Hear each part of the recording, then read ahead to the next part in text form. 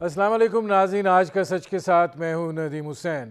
IMF کے ساتھ معاہدہ طے پا جانے کے بعد پاکستان کو معیشت کی صورتحال کے حوالے سے ایک سانس لینے کی جگہ تو ملی ہے، لیکن پاکستان کی معیشت جو ہے اس کو کئی چیلنجز درپیش ہیں، اور جو تفصیلات سامنے آ رہی ہیں اس کے مطابق IMF کو بھی اس کا ادراک ہے، اور وہ اس بارے میں اپنے اعلامیے میں انہوں نے کھل کر بات کی ہے۔ ان کا یہ کہنا ہے کہ پاکستان کو توانائی کے نقصانات جو ہیں وہ کم کرنا ہوں گے اور ٹیکس آمدن جو ہے اس کو بڑھانا ہوگا۔ وہ یہ بھی کہہ رہے ہیں کہ پاکستان کو مارکیٹ کی بنیاد پر ایکسچینج ریٹ جو ہے اس کو یقینی بنانا ہوگا، اور اس کے ساتھ ساتھ وہ اس بات کی تلقین بھی کر رہے ہیں کہ کاروبار کرنے کا ماحول بہتر بنا کر پائیدار ترقی جو ہے اس کو یقینی بنایا جا سکتا ہے، اور مہنگائی پر قابو پانے کے لیے شرح نمو میں اضافہ بہتر اقدام ہے۔ IMF یہ بھی کہہ رہا ہے کہ پاکستان کو سماجی شعبے میں تحفظ اور حکومتی ملکیتی ادارے کی کارکردگی جو ہے ان کو بہتر بنانا ہوگا۔ بجٹ جو پیش کیا گیا ہے اس کے اوپر بھی عمل درآمد جو ہے وہ سختی کے ساتھ ہونا چاہیے۔ اب ایک جانب جو ہے وہ IMF کی طرف سے جو باتیں کی جا رہی ہیں اس کے نتیجے میں ظاہر ہے کہ جو معیشت ہے اس کا پہیہ اس روانی کے ساتھ نہیں چلتا ہے۔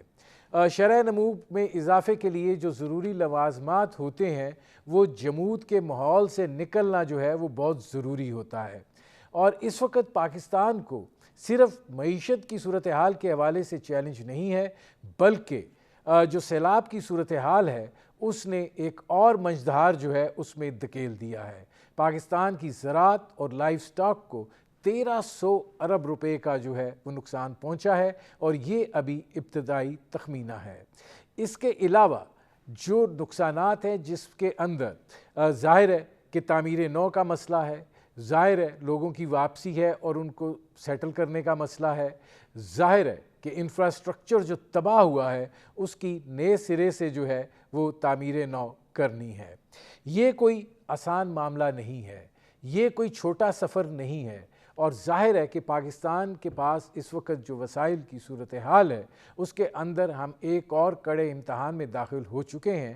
گو کہ ہم نے بین الاقوامی برادری سے اپیل کر دی ہے اور وہ مدد کو آگے آ بھی رہے ہیں، لیکن اس ساری صورتحال کا حجم اتنا بڑا ہے کہ اس کو نپٹانے میں کئی برس جو ہیں وہ درکار ہوں گے۔ لیکن اس کے ساتھ ساتھ کیا $1 ارب 10 IMF کی جانب سے آ جانے کے بعد پاکستان کی معیشت کا پہیہ جو ہے اس کو رواں کیا جا سکتا ہے؟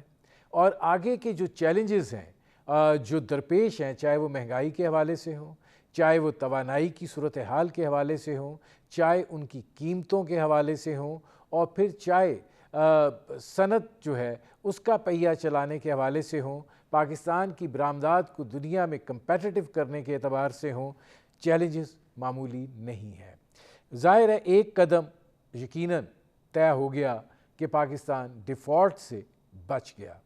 اب ہم قرضہ تو مزید اپنے اوپر لا دیں گے ہی، لیکن اس قرض کا استعمال کیا پیداواری صلاحیت کے حوالے سے ہو سکے گا؟ یہ بھی ایک اہم سوال ہے۔ اس ساری صورتحال پر بات کریں گے۔ میرے آج کے مہمان پاکستان کی معیشت کو بہت سمجھتے ہیں، اس پر گہری نظر رکھتے ہیں، اور نرس اسکول کے پرنسپل ہیں ڈاکٹر اشفاق۔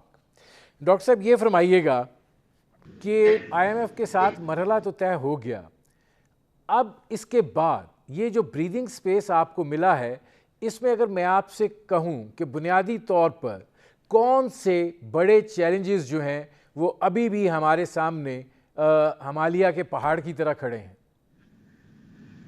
دیکھیں، سب سے پہلی چیز یہ ہے کہ یہ جو معاہدہ ہو گیا، معاہدہ تو پہلے بھی ہو گیا تھا، بورڈ نے اس کی اپروول دی ہے، اور اس کا مطلب یہ ہے کہ ہمیں $1.1 بلین جو ہے وہ IMF سے مل جائے گا۔ اس سے ایک تو یہ ہے کہ ہمیں ایک بریدنگ اسپیس مل گیا، دوسرا یہ ہے کہ اس سے فائدہ یہ ہوگا کہ یہ اور بھی بہت سارے دروازوں کو کھول دے گا، کہ بہت سارے جو ممالک ہمیں پیسہ دینا چاہ رہے تھے، لیکن چونکہ ہماری کریڈیبلٹی اتنی خراب ہو گئی ہے کہ وہ ڈائریکٹلی اب ہمیں ایون جو بائیلیٹرل جو ملک ہیں وہ ہمیں لون دینے سے کتراتے ہیں کہ پتہ نہیں یہ لون لے کر ہمارا پیسہ کہاں خرچ کر دیں گے۔ تو somebody should monitor Pakistan economy, तो वो IMF मॉनिटर करता है, तो इसलिए उनको थोड़ी कॉन्फिडेंस मिल जाती है कि जी हमारा पैसा ठीक रहेगा। तो वो मुल्क जो साइड लाइन पे बैठे हुए थे पाकिस्तान को पैसा देने के लिए, वो भी अब आगे आएंगे और वो भी पैसे देंगे। तो एक आप समझ लें कि हमें एक ब्रीदिंग स्पेस मिल गया है। लेकिन मैं आपने शुरू में IMF का उसके जो रिपोर्ट है छोटा सा, उसका जिक्र किया है। देखें, आम आदमी को शायद समझ में नहीं आएगा, ये रिपोर्ट बजाते खुद फुल ऑफ कंट्राडिक्शंस है, फुल ऑफ कंट्राडिक्शन। किसी को शक है आज मेरे पास, मैं उसको समझा दूंगा। इसमें उन्होंने कहा कि आप मार्केट बेस्ड एक्सचेंज रेट रखें, मतलब यह है कि करेंसी को मजीद डिवैल्यू करें। तो आप इस पे उन्होंने बता दिया है आपको कि करेंसी को आपने मजीद डिवैल्यू करना है। दूसरी बात, उन्होंने आपके मॉनेटरी पॉलिसी का जिक्र किया है। IMF के नज़दीक मॉनेटरी पॉलिसी का मतलब होता है इंटरेस्ट रेट को बढ़ाना, तो इंटरेस्ट रेट को भी बढ़ाएंगे। और फिर दूसरी तरफ वो कह रहे हैं कि एनवायरनमेंट जो है उसको बेहतर किया जाए, ये बेहतर हो ताकि प्राइवेट सेक्टर आगे आए और वो अपना रोल प्ले करे। भाई, इस डिप्रिशिएटिंग करेंसी में और हायर इंटरेस्ट रेट में कौन सा प्राइवेट सेक्टर आएगा इन्वेस्टमेंट करने के लिए? ये कंट्राडिक्शन है उसमें। तो ये एक स्कूल ऑफ थॉट है मॉनेटरी, ये फुल ऑफ मॉनेटरी जो स्कूल ऑफ थॉट का। डॉक्टर साहब, इसमें एक बड़ा दिलचस्प सवाल पैदा होता है। ये फरमा दीजिए कि क्या IMF भी पाकिस्तान की मईशत को लेके कंफ्यूज हो गया है? क्योंकि एक तरफ जो उनके इक़दामात वो कह रहे हैं कि हम उठाएं, वो मईशत को स्लो डाउन करने के हैं। दूसरी तरफ वो ये कह रहे हैं कि हम अपनी पैदावारी सलाहियत भी बढ़ाएं, हम बिजनेस का माहौल। वो कंफ्यूज्ड हैं कि हम कंफ्यूज्ड हैं? क्या मसला क्या है? वो कोई कंफ्यूज नहीं है, हम जाहिल हैं, हमें उनकी सब चीज़ों की समझ नहीं है। वे फारसी करके आ जाते हैं, वो आके बैठ जाते हैं, उनको बेचारों पे सब चीज़ों के टेक्निकलिटीज़ का पता नहीं है। तो इसलिए जो है वो कंफ्यूज नहीं है, उन्हें एग्जैक्टली पता है कि हम क्या कर रहे हैं। उन्हें आज से नहीं 1988 से पता है कि हम पाकिस्तान के साथ क्या कर रहे हैं। मैं आपसे खुद ही पूछता हूं कि इस IMF प्रोग्राम से पहले पाकिस्तान कहां खड़ा था और अभी आज 4 साल के बाद IMF के प्रोग्राम में हम कहां खड़े हैं। आप बता दें कि हम बेहतर हो गए? आपको मैं बता देता हूं, इस IMF प्रोग्राम में रहते हुए हमने $47 बिलियन का डेट, यानी कि $47 बिलियन का कॉस्ट अपने ऊपर चढ़ाया। किस शक्ल में? डेट की शक्ल में और इंटरेस्ट पेमेंट की शक्ल में। कितने बिलियन प्रोग्राम के लिए? 6 बिलियन, जो अब बढ़ के $6.5 बिलियन हुआ है। $6 बिलियन के खातिर हमने $47 बिलियन का अपने ऊपर कॉस्ट चढ़ाया। ये सौदा हमारे लिए बेहतर था या उनके लिए बेहतर था? तो IMF जो है कोई कंफ्यूज नहीं है, उसे बिल्कुल पता है कि हम क्या कर रहे हैं। ये हमारी जहालत है कि हमें समझ में नहीं आता है। हाथ पैर बांध के उन्होंने खड़ा कर दिया है, हम भी हाथ पैर बांध के खड़े हो गए हैं। वो थप्पड़ इधर से मारते हैं, थप्पड़ उधर से मारते हैं, हम सर झुका के बैठे रहते हैं बस। नहीं डॉक्टर साहब, ये फरमाइएगा कि अगर हम इस IMF के इलामिये को देखें और हम ज़रा इसकी शिकवार जायज़ा लें कि पाकिस्तान को तवानाई के नुकसानात कम करने होंगे, इसका मतलब ये है कि आपको टैक्सेस बढ़ाने होंगे। रुक जाए यहाँ पर, आपने कहा पाकिस्तान को अपने तवानाई के क्या करना, बेहतर करना होगा। ठीक है, जब आपकी करेंसी डिवैल्यू होगी, चाहे आप गैस से बिजली बना रहे हैं, गैस भी हम इंपोर्ट कर रहे हैं, चाहे आप ऑयल से, फर्नेस ऑयल से बिजली बनाएंगे, वो भी हम इंपोर्ट कर रहे हैं, उसकी लैंडेड कॉस्ट पाकिस्तान में बढ़ जाएगी। जब पाकिस्तान में कॉस्ट बढ़ेगा तो आपको बिजली की कीमत बढ़ानी पड़ेगी। तो ये इसके जिम्मेदार हम हैं या इनकी पॉलिसीज है? समझने की कोशिश करें, समझें इसको। नहीं, अब दूसरी तरफ ये कह रहे हैं, मैं जरा इस सवाल को मुकम्मल कर लूं। दूसरी तरफ वो ये कह रहे हैं कि टैक्स आमदन बढ़ाना। छोटे सवाल करें, मैं छोटे छोटे जवाब दूंगा आपको। Tax clear. एक आपने एनर्जी का कहा, मैंने आपको उसके जवाब दिया एनर्जी का। नहीं, टैक्स आमदन जो है उसको बढ़ाना होगी। मैं जरा इन दोनों को कंबाइन इसलिए करूँ कि एक तरफ इनडायरेक्ट टैक्सेस का आपने इतना बोझ डाल दिया है, دوسری طرف آپ کہتے ہیں ٹیکس آمدن بڑھانا ہوگی کہ ڈائریکٹ ٹیکسیشن کی طرف بھی جاؤ. میرا مطلب ہے کہ یہ قوم ٹیکس دینے کے قابل آپ چھوڑیں گے تو وہ ٹیکس دے گی نا. ایگزیکٹلی. اس آئی ایم ایف کے پروگرام میں رہتے ہوئے اس مالی سال میں اس آئی ایم ایف کے پروگرام پلس جو سیلاب سے جو تباہ کاریاں ہوئی ہیں یہ معیشت 2 سے 2.5% گرو کرے گی. آپ کی زراعت میں نیگیٹو گروتھ ہوگا اس 2022-23 کے مالی سال میں. تو جب آپ کی اکانومی اتنی سلو ہو جائے تو اس سلو ہوتی ہوئی معیشت کا پہیہ اگر سلو ڈاؤن ہو جائے تو وہاں سے ریونیو کہاں سے جنریٹ کریں گے. تو آپ کو زبردستی کہا جائے گا کہ مزید ٹیکس لگائیں. اس انڈسٹری کو عوام کو اتنا اوور برڈن کر دیں گے ٹیکس پہ تو یہ نہ اس کی جیب میں کوئی ڈسپوزیبل انکم بچے گا خرچ کرنے کے لیے. جب وہ خرچ ہی نہیں کرے گا تو جو انڈسٹریز والا ہے وہ پیدا کس کے لیے کرے گا. یہ اس کے اندر بلٹ ان ایسی زبردست چیز ہے جو ہمارے لوگوں کو ہمارے تو چھوٹے ڈیولپنگ کنٹریز میں لوگوں کو سمجھ میں نہیں آتا ہے. یہ آئی ایم ایف کا جو یہ پروگرام جو ہے جس کو ہم واشنگٹن کنسنسس بھی کہتے ہیں یا نیو لبرل اکنامک آرڈر بھی کہتے ہیں اس کے بڑے تباہ کن اثرات ہوتے ہیں ان ملکوں میں جو چلے جاتے ہیں آئی ایم ایف میں ایک مرتبہ غلطی سے اور اس کے بعد 40 سال 50 سال سے بھگتتے رہتے ہیں. ارجنٹینا کو لے لیں, برازیل کو لے لیں, پاکستان کو 34 سال ہو گئے ہیں. میں دعا کرتا ہوں بنگلہ دیش اور سری لنکا کے لیے کہ اللہ تعالیٰ ان کو بچائے آئی ایم ایف سے, ورنہ وہ چلے گئے تو آئندہ 30 سال اور 35 سال اور 50 سال وہ بھی بھگتتے رہیں گے. ناظرین ہماری گفتگو جاری ہے. ایک مختصر سے کمرشل بریک کا وقت ہوا ہے. ملتے ہیں اس وقفے کے بعد.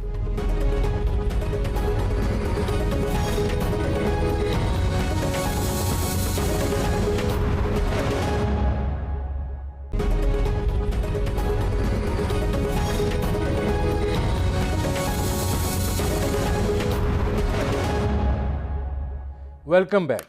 اچھا اب اس میں ڈاکٹر صاحب یہ فرمائیے گا کہ پاکستان کو جو ہے جو ہم روپے اور ڈالر کی قدر کا معاملہ ہے یہ بہت زیادہ متاثر کرتا ہے. یہ ہمارے لیے دو دھاری تلوار ہے اور یہ دو دھاری تلوار جو ہے یہ اتنے برے طریقے سے چلتی ہے کہ پاکستان کے اندر مہنگائی کا سبب بھی بنتی ہے, ہمارے جو بیلنس آف پیمنٹ سچویشن ہے اس کو بھی خراب کرتی ہے. تو ڈالر تو ہمارے پاس اتنی مقدار میں ہوئے ہی نہیں کہ ہم کوئی میرٹ کی بنیاد پر کمی ہو سکے. تو یہ جو فری فلوٹیشن ہے یہ تو ہمارے لیے زہر قاتل نہیں ہے. کچھ تو اسٹیٹ بینک کو کرنا چاہیے. اگر آپ کوئی بھی چیز اپنے ہاتھ میں نہیں رکھیں گے تو کدھر جائیں گے؟ آپ وہی بات جو میں بتانا چاہ رہا ہوں نا, آئی ایم ایف کے پروگرام کی خاص بات یا واشنگٹن کنسنسس یا نیو لبرل اکنامک آرڈر, آپ وہی چیز ٹکڑے میں پوچھ رہے ہیں. میں ان کو پورے طریقے سے جانتا ہوں, لیکن میں آپ دیکھ رہا ہوں کہ آپ وہی باتیں کر رہے ہیں. بالکل آپ صحیح سمجھ رہے ہیں. اس پروگرام کا جو اس کے آئی ایم ایف کے پروگرام کے 4 پوائنٹس ہوتے ہیں. Tight monetary policy means interest rate کو بڑھانا, ٹائٹ فسکل پالیسی مینس آسٹیرٹی کرنا اور ٹیکسز کو بڑھانا, مارکیٹ بیس ایکسچینج ریٹ مینس کرنسی کو ڈی ویلیو کرنا اور اپنی یوٹیلیٹیز کی پرائسز کو بڑھانا. یہ 4 چیز کے کی ایلیمنٹ ہے. یہ 50 سال سے یہ وقت کی قید سے آزاد ہے, یہ جغرافیہ کے آزاد ہے, قید کے آزاد ہے, یہ ملکوں کے قید سے بھی آزاد ہے. آج جو بھی ملک جائے گا یہی 4 چیز وہ کرے گا. ٹھیک ہے, یہ 4 چیز میں جو بلٹ ان چیزیں ہیں وہ معیشت کو برباد کرتی ہے. مثال کے طور پہ کہا گیا کہ آپ مارکیٹ بیس ایکسچینج ریٹ رکھیں تو کیا ہوگا؟ ڈیویلیویشن ہوگا. وہ ملک جو امپورٹ ڈیپینڈنٹ ہے, جس کی معیشت ہی امپورٹ ڈیپینڈنٹ ہے, اس کی ملک کی اکنامک ایکٹیویٹی ڈیپینڈنٹ ہے امپورٹڈ را مٹیریلز پہ, امپورٹڈ کیپٹل گڈس پہ, امپورٹڈ مشینری پہ, امپورٹڈ انرجی پہ, امپورٹڈ گیس پہ, امپورٹڈ آئل پہ. تو جب آپ ڈی ویلیو کریں گے کاسٹ آف پروڈکشن آپ کا بڑھے گا, وہ ملک کیسے آگے بڑھ سکتا ہے؟ نمبر 1. پھر ہوتا ہے ٹائٹ.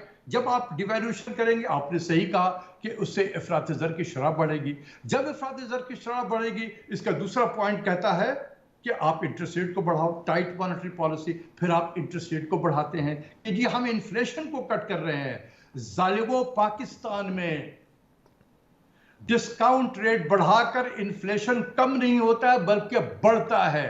کتنا بڑھتا ہے؟ 1% ڈسکاؤنٹ ریٹ جب اسٹیٹ بینک بڑھاتا ہے 1.3% انفلیشن بڑھتا ہے 1 سال کی مدت میں. ٹھیک ہے. اس کے بعد پھر کیا ہوتا ہے؟ Tight fiscal policy. But tight fiscal policy کا کیا مطلب ہوا کہ آپ آسٹیرٹی کریں، یعنی گورنمنٹ اپنے خرچ کو کم کرے. ایک طرف گورنمنٹ خرچ کم کر رہی ہے، دوسری طرف انٹرسٹ ریٹ کو بڑھا کر ایکسچینج ریٹ کو ڈیویلیوشن کرا کے آپ نے پرائیویٹ سیکٹر کا گلا گھونٹ دیا ہوتا ہے. تو نہ پرائیویٹ سیکٹر انویسٹمنٹ کرتا ہے، نہ گورنمنٹ آسٹیرٹی کی وجہ سے انویسٹمنٹ نہیں کر سکتی ہے. تو معیشت کا اللہ کے حوالے خود بخود ہواؤں سے اوپر جانے لگے گی جب تک کہ آپ اسے انویسٹمنٹ نہیں کریں گے. اور پھر اس کے بعد ہوتی ہے کہ یوٹیلیٹیز کی پرائسز بڑھاؤ. ہر وہ کام ہوتا ہے جو آپ کا کاسٹ آف پروڈکشن کو بڑھاتا ہے. آپ کی انڈسٹریز نان کمپٹیٹو ہوتی ہے انٹرنیشنل مارکیٹ میں. اچھا، اب ڈاکٹر صاحب جب ہم یہ بات کر رہے ہیں کہ ہمیں بریدنگ سپیس مل گئی ہے، ٹھیک ہے، ایک مانیٹر ہمارے سر کے اوپر آ گیا ہے، وہ ہم پاکستان کی جو معیشت ہے اس کو مانیٹر کرے گا، اور آئی ایم ایف سے بھی پیسے آ جائیں گے. جن ملکوں کے لیے رکاوٹ تھی وہ رکاوٹ بھی دور ہو گئی، وہ پیسے بھی آپ دیں گے. آپ سمجھتے ہیں کہ اس میں حکومت کو سپیس ملے گی اس ٹائٹ مانیٹری کنٹرول میں سے کہ وہ عوام کو کوئی ریلیف جو ہے وہ دے سکے، یا اپنے صنعت کاروں کو کوئی انسینٹیو دے سکے، کوئی رعایت دے سکے کہ کچھ معیشت کا پہیہ جو ہے وہ چل پائے؟ جتنے الفاظ آپ نے بیان کیے ہیں نا، انڈسٹریز کو ریلیف دینا، عوام کی طرف دیکھنا، یہ آئی ایم ایف کے پروگرام کے ڈکشنری میں یہ چیزیں ہے ہی نہیں. یہ سب چیزیں نکال دیں جتنی بھی آپ نے باتیں کی ہیں. آئی ایم ایف کے پروگرام میں پین ہوتا ہے، عوام کے لیے پین، انڈسٹری کے لیے پین. یہ پین ہوتا ہے، اس میں ریلیف نہیں ہے. اگر اتنے سارے جو ہم پہ گزرے ہیں اس کے باوجود بھی اگر پاکستانی قوم کو سمجھ میں نہ آئے کہ یار آئی ایم ایف کے پروگرام میں جا کے کتنی تکلیف ہوئی ہے اس ملک کے عوام کو، تو پھر اس ملک کا اللہ ہی حافظ ہے جو سہنے کے باوجود بھی اس کو سمجھ میں نہ آ رہا ہو. لیکن ڈاکٹر صاحب پھر چارہ کار کیا تھا؟ یہ پوچھے نا چارہ کار کیا ہے. دیکھیے ہم آئی ایم ایف میں کیوں جاتے ہیں؟ ہمارے پاس ڈالر نہیں ہوتے، یہی ہے نا وجہ. تو یا ڈالر کما لو یا ڈالر کو بچاؤ، دو ہی کام کر سکیں گے نا آپ. ڈالر کہاں سے کمائیں گے؟ آپ اپنے ایکسپورٹس کو بڑھائیں، آپ ریمیٹنس آپ کے یہاں زیادہ آنے لگے، آپ فارن ڈائریکٹ انویسٹمنٹ زیادہ آپ کے ملک میں آنے لگے جو یہ ڈالر لے کر آئے گا. ڈالر بچائیں گے کہاں سے آپ؟ ایک ہی ذریعہ ہے ڈالر بچانے کا، وہ آپ اپنے امپورٹ کی طرف توجہ دیں. یہ پاگلوں کی طرح لگژری آئٹمس جو ہم امپورٹ کر رہے ہیں، اس سے کیا ملے گا آپ کو؟ یہ جتنا، یہ تو ہمارا جو کہتے ہیں نا کہ یہ میں نے کہا کہ بریدنگ اسپیس ہے، آپ کے بکٹ میں ڈالر تو آ جائے گا، آئی ایم ایف سے بھی آ جائے گا، باقی اور اداروں سے بھی آ جائے گا، لیکن جس بکٹ میں جا رہا ہے وہ چھید ہے نیچے سے، وہ لیک ہے. اس لیکیج کو روکیں. اس لیکیج کو روکنے کا مطلب ہے کہ آپ اپنے نان ایسنشل آئٹمز کو اگریسو انداز سے کرو کریں ایٹ لیسٹ 2 to 3 years، تاکہ آپ کا بیلنس آف پیمنٹ آپ کے ہاتھ میں آئے. A dollar saved is dollar earned. آپ اپنے جو پاگلوں کی طرح لوگ سمر میں باہر جا کے سیر و تفریح کر رہے ہوتے ہیں، اس کو کرو کریں آپ. ہم ہر مہینے $150 ملین اس ملک سے جا رہا ہے اس سفر میں، سیر و تفریح میں. کوئی کہیں جا رہا ہے، کوئی کہیں جا رہا ہے. یہ سارے ہمارے ایئر لائن تو ختم ہو گئے، پی آئی اے وغیرہ. یہ سارے فارن ایئر لائن سے ٹریول جب کرتے ہیں تو ٹکٹ تو آپ روپے میں پے کرتے ہیں، یہ وہ ایئر لائن والے یہاں سے ہمارے ڈالر لے کے چلے جاتے ہیں. پھر ہمارے لوگ جا کے جہاں ہوٹلوں میں ٹھہرتے ہیں کریڈٹ کارڈ کا استعمال کرتے ہیں، وہاں تو پیمنٹ کرتے ہیں. اس کی پیمنٹ کی سیٹلمنٹ کیسے ہوتی ہے؟ آتا ہے اسٹیٹ بینک میں اور ڈالر یہاں سے جاتا ہے. $150 ملین تو صرف ٹریول کی مد میں جا رہا. خدا کے واسطے اس کو بچاؤ. اس کے درمیان میں جب یہ دوران میں جب کووڈ ہوا تھا، جس سفر پہ بہت ساری پابندیاں لگ گئی تھی، تو یہی جو ٹریول کا جو بل تھا یہ $10 ملین پہ آ گیا تھا. کیا ہم نہیں کر سکتے؟ پابندی تھوڑی نہیں لگا سکتے؟ اپنے گیس کے امپورٹ کو، اپنے تیل کے امپورٹ کو کرب کرو، ڈالر بچاؤ. آپ گیس کی امپورٹ کو کیسے کم کریں گے؟ گیس کے استعمال کو کم کریں. آپ کیوں نہیں ریشننگ کرتے ہیں کہ جی ہم صرف گیس کی سپلائی ہاؤس ہولڈ کو ہم نے صرف صبح 7 بجے سے لے کے 10 بجے تک گیس سپلائی کر دی ہے، اس کے بعد بند کر دیں گے ہم.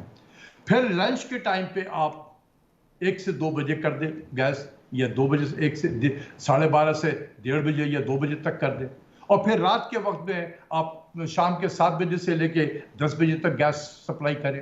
اس کے 2 فائدے ہوں گے. ایک تو گیس آپ کم سپلائی کر رہے ہوں گے، دوسرا یہ جو جب گیس پائپ لائن سے گزارتے ہیں تو وہاں لیکیجز ہوتی ہیں. یہ 15 سے 20% ہماری گیس کی لیکیجز ہو گئی ہے، جو پہلے 6 سے 7% ہوا کرتا تھا. تو آپ دیکھیں کہ کتنا آپ بچائیں گے گیس. جب گیس کنزمپشن کم ہوگی آپ کی امپورٹ کم ہو جائے گی. اسی طریقے سے آپ پیٹرول کو بچا سکتے ہیں. پہلے تو یہ حکومت آئی تو 6 دن پہ چلے گئی تھی کہ جی ہم کام کریں گے، پھر جو شور بچا تو 5 دن پہ آ گئے ہیں. میں کہتا ہوں کہ آپ 1 دن ورک فرام ہوم کریں، بچائیں اس ٹرانسپورٹ میں جو لوگوں کی گاڑیوں میں خرچ ہوتا ہے. جب یہ جس دن سیکریٹریٹ کھلا ڈاکٹر ہوا صاحب یہ ہوتا ہے فرمائیے گا، ٹھیک ہے یہ ساری چیزیں جو ہیں تو یہ کرے گا کون؟ یہ میں بتا اس لیے رہا ہوں کہ صرف just for the sake of کہ بتانے کے لیے کر رہا ہوں. یہ حکومت کو کرنے کی چیز ہے. اس ملک کو نکالے اس گرداب سے. کون نکالے گا؟ میں نکالوں گا یا یہ حکومت نکالے گی؟ ہم بتا تو سکتے ہیں حکومت کو. لیکن ڈاکٹر صاحب مسئلہ یہ ہے کہ یہ تو ہمیں ادراک ہمیشہ سے رہا ہے، یہ کوئی نئی بات نہیں ہے کہ اس ملک میں تو شاید یہ لفظ ہی کسی کو بھول گیا ہوگا کہ ایک ڈلیشن پروگرام بنا تھا کہ اس کے تحت ساری گاڑیاں جو ہیں ایونچولی یہاں پر بنیں گی، لیکن ہم آج تک وہ CKD کٹس اور فلانا اور یہ امپورٹ کرتے ہیں. اور پھر ہم ایسے لگتا ہے کہ جن ملکوں سے ہم یہ گاڑیاں امپورٹ کرتے ہیں ہم ان کے لیے کمائی کر رہے ہیں، اور ہم اپنی جو ڈالرز کا انفلو ہے اس کا بہت بڑا چنک اٹھا کے ان ملکوں کو دے رہے ہیں، اور پھر انہی ملکوں سے ہم فقیروں کی طرح مانگ رہے ہوتے ہیں. تو ڈاکٹر صاحب یہ سلسلہ جو ہے یہ کوئی آج کا تو نہیں ہے، یہ آپ لوگوں کے زمانے میں بھی تھا، اس سے پہلے بھی تھا.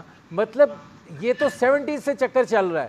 تو آپ کیا کسی حکومت کو خیال نہیں آیا کہ ہم نے کچھ کرنا ہے؟ کیا خوبصورت بات آپ نے کی ہے. یہی ویسٹرن ورلڈ سے جا کے ہم پیسے لیتے ہیں اور انہی کے سامان ہم خریدتے ہیں اور یہ ڈالر ان کو ہم واپس ان کو کر دیتے ہیں. یہ تو ہم گاڑیوں کے لیے جو ملک یہاں گاڑیاں بنا رہے ہیں، سو کالڈ اسمبل کر رہے ہیں، ان کے لیے ہم کیپٹیو مارکیٹ ہیں. یہ 200 ملین کی آبادی والے یہ مارکیٹ ہے ان کے لیے. ہم ذرا سا ڈیلیوشن پروگرام کا آپ ذرا بات کریں نا، یہ ان کی ایمبیسیز اتنی ایکٹیو ہو جاتی ہے، جا کے منسٹری میں بیٹھتی ہے، اور ہم اتنے ڈرپوک ہو گئے ہیں، اتنے ڈر گئے ہیں ہم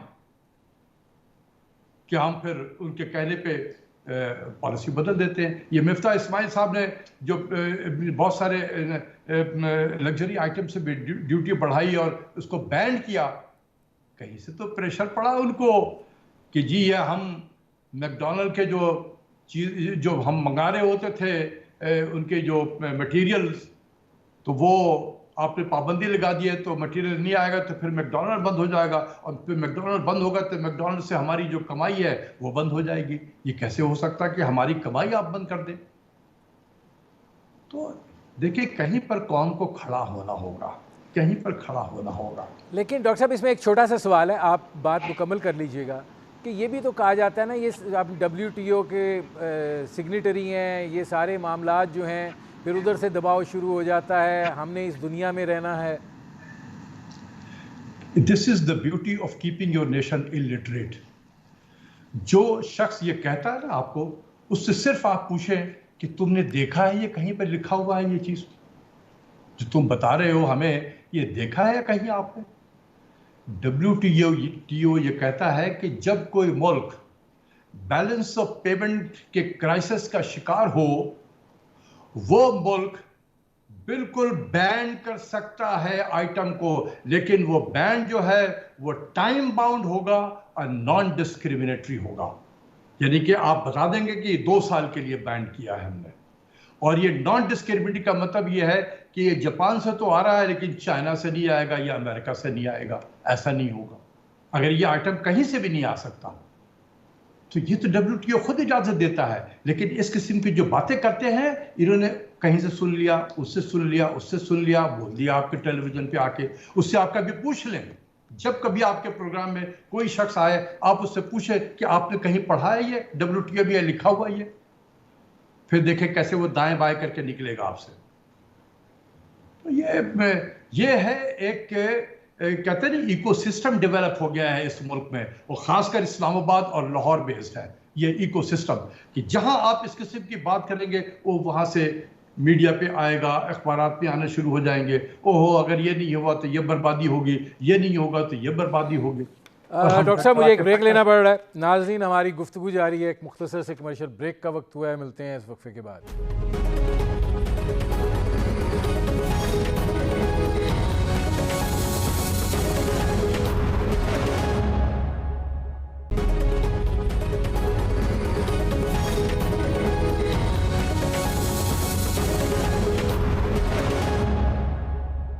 ویلکم بیک. ڈاکٹر صاحب ذرا سیلاب والی سچویشن پہ بھی آ جائیں. یہ فرمائیے گا کہ سب سے پہلے زرعی شعبے کو اب تک کا جو ابتدائی تخمینہ ہے کوئی 1300 ارب کے لگ بھگ جو ہے وہ نقصان پہنچا ہے. مال مویشی, کھڑی فصلیں, کپاس کی فصل بہت برے طریقے سے تباہ ہوئی ہے, گنے کی فصل بہت برے طریقے سے تباہ ہوئی ہے, مکئی کی فصل تباہ ہوئی ہے, اسی طریقے سے سبزیاں جو لگی ہوئی تھیں وہ بہہ گئی ہیں. کیا اثرات آپ دیکھ رہے ہیں آنے والے 6 سے 8 مہینے میں؟ نہیں بہت, جو آپ کو میں نے پہلے بھی کہا جب میں بتا رہا تھا کہ 2 سے 2.5% سے زیادہ گروتھ نہیں ہوگا اس سال, تو میں نے یہ بھی کہا تھا کہ زراعت میں ہمارا نیگیٹو گروتھ ہوگا 2022-23 کے مالی سال میں. اور اس کی وجہ یہ ہے کہ آپ نے صحیح کہا کہ اس سال کراپ جو ہے ہمارا کاٹن کا 5.5 سے 6 ملین بیلز اگر ہو جائے تو اللہ کا شکر ادا کریں گے آپ. تو اس کا مطلب یہ ہے کہ آپ کو 8 سے 9 ملین بیلز کاٹن جو ہے امپورٹ کرنے پڑیں گے. اس کے لیے آپ کو ڈالر چاہیے ہوگا, ورنہ آپ کی فیکٹری میں کام نہیں ہوگا. پھر اسی طریقے سے آپ کے جتنے بھی چھوٹے چھوٹے کراپس کے آپ نے ذکر کیا ہے, سبزیوں کا ذکر کیا ہے, سب واش آؤٹ ہو گئے. اس کے علاوہ جہاں تک گنا اور چاول کا تعلق ہے, میرے خیال میں اس کو اتنا نقصان تو نہیں پہنچے گا, کیونکہ یہ واٹر ریزسٹنس بھی ہے اور واٹر انٹینسو کراپ بھی ہے. اس کو جتنا زیادہ پانی ملے گا یہ کراپ اتنا ہی زیادہ بہتر گرو کرتا ہے. لیکن یہ ہوگا کہ دیکھیں ہم اس وقت جو ہے سپٹمبر میں داخل ہو رہے ہیں, اور یہ 15-16 سپٹمبر سے اگلے سال کے لیے گندم کی سوئنگ شروع ہو جاتی ہے. لیکن ابھی تو پانی کھڑا ہوا ہے بہت سارے جگہوں پہ. سندھ میں پہلے بوائی کا سیزن شروع ہوتا ہے, وہاں تو پانی کھڑے ہوئے ہیں سارے. تو جب پانی سوکھے گا بائی دا ٹائم یہ ہماری جو پلانٹیشن ہے یہ ڈیلے ہو جائے گی. جب پلانٹیشن ڈیلے ہوگی, یہ نومبر سے پہلے پلانٹیشن نہیں ہو سکتی ہے, تو یہ 2 سے 3 مہینے میں تو کراپ تو تیار تو نہیں ہوگا. تو اس لیے جو ہے یہ کراپ بہت بیڈلی افیکٹ ہوگا ہمارا اگلے سال کا گندم کا کراپ بھی, کیونکہ یہ اس کی سوئنگ میں بہت دیر ہوگی کیونکہ زمین تیار نہیں ہے. تو یہ ہوگا. اسی طریقے سے اور بھی میز ویز کا ذکر کیا, تو کراپ تو بہت ہمارا نقصان ہوگا. لائیو اسٹاک بہت ہمارے بہہ گئے ہیں, اس کا امپیکٹ آپ کے کیلکولیشن میں ہوگا. Live stock and dairy sector کا جو کنٹریبیوشن ہے اس میں بھی کمی آئے گی. تو ایگریکلچر تو بہت بیڈلی افیکٹ ہوا ہے.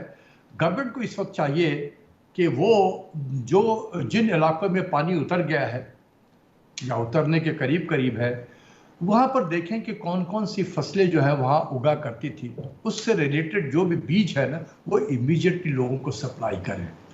جہاں ریلیف کی باتیں ہو رہی ہیں, آپ یہ بھی ایک ریلیف کا حصہ ہے کہ ان کو بیج اس علاقے میں جو بھی وہ اس وقت اس علاقے میں جو چیزیں لگتی تھی اس کے بیج کو سپلائی کریں. کیونکہ زمین جو ہے فلڈ تو آیا ہے لیکن کے ساتھ مٹی بھی لے کر آیا ہے. یہ بڑی زرخیز مٹی ہے یہ. اس میں صرف بیج اگر آپ نے پھینک دیا, اس میں اتنی موئسچر ہوتے ہیں اس کے اندر میں مٹی میں کہ وہ پانی کی بھی آپ کو ضرورت نہیں پڑے گی. مٹی اتنی نرم ہوتی ہے کہ وہ آپ کو دھڑا دھڑ آپ کو کراپ جو ہے تیزی سے آپ کو یہ دے دے گا. تو لوگوں کے لیے بھی ایک ریلیف ہے کہ ان کو فوراً. اس میں ڈاکٹر صاحب یہ فرمائیے گا کہ فوڈ سیکیورٹی کے حوالے سے آپ معاملات کو کیسے دیکھ رہے ہیں؟ قیمتیں جو ہیں سبزیوں کی آپ دیکھ رہے ہیں، ظاہر ہے گندم کا ایشو بھی ہوگا، گندم کے گودام بھی متاثر ہوئے ہیں، ایران سے اور افغانستان سے کچھ پیاز اور ٹماٹر وغیرہ کی درآمد کی تو بات کی جا رہی ہے، لیکن ایک اوور آل فوڈ سیکیورٹی کے حوالے سے آپ کو کتنا سنجیدہ مسئلہ دکھائی دے رہا ہے؟ میں تو بہت پہلے سے یہ بات ہائی لائٹ کر رہا ہوں، خاص کر رشیا یوکرین کے وار کے بعد سے دنیا میں گندم کا ایک بحران آلریڈی آیا ہوا ہے. آپ دیکھ رہے ہیں کہ دنیا میں ہاہاکار مچا ہوا ہے. یہ یونائٹڈ نیشن اور ٹرکی اور رشیا نے مل کے یہ ایک ایگریمنٹ کیا کہ یہ یوکرین کے جو گندم ہے وہ افریقہ کے ممالک تک پہنچائے جائیں، لیکن اس کی تعداد اتنی زیادہ نہیں ہے. کسی جہاز میں 15,000 ٹن جا رہا ہے، 16,000 ٹن جا رہا ہے، ضرورت جو ہے وہ ملینز آف ٹنز کی ہے. تو گندم کا بحران تو آلریڈی ایگزسٹ کر رہا تھا. ہمارے یہاں اس سیلاب کی وجہ سے یہ بحران میں مزید جو ہے وہ اس میں بحران جو ہے وہ بڑھ جائے گا ہمارے یہاں پر.